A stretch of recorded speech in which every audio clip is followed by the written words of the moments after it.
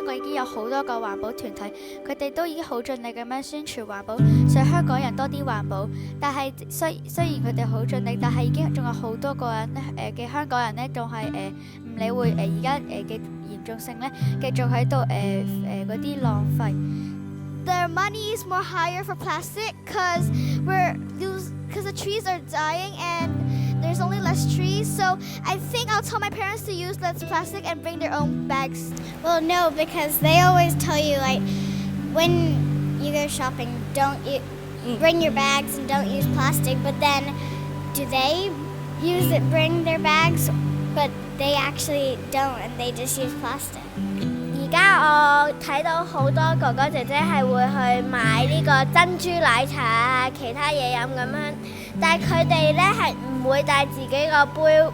每日抌嗰啲衫咧，有成67架貨車咁多喎。如果計翻嘅話，係要用好多嘅棉花啦，同埋好多嘅化學物質。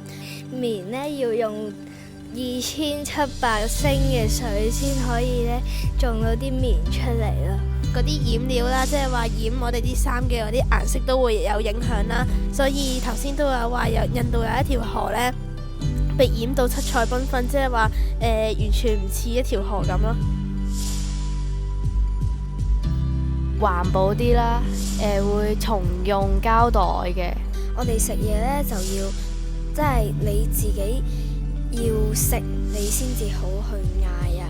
I think we could just plant trees everywhere because the carbon dioxide emissions now are so high. It's probably trees are more habitable than animals. 學到呢個廢物利用、循環再用。仲有團體合作啦，同同學一齊用呢啲廢物，然後整出啲玩具啦。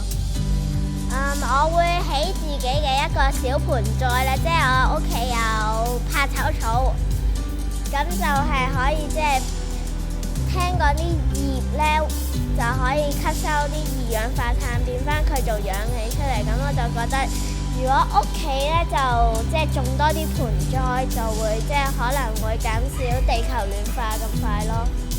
應該係將學生食完嗰啲廚餘攞去廚餘箱度做嗰啲用能源轉化為嗰啲肥料去種嗰啲植物啦。可以攞嚟種嗰啲嘢食，種翻去俾翻供應商嗰度煮嘢食。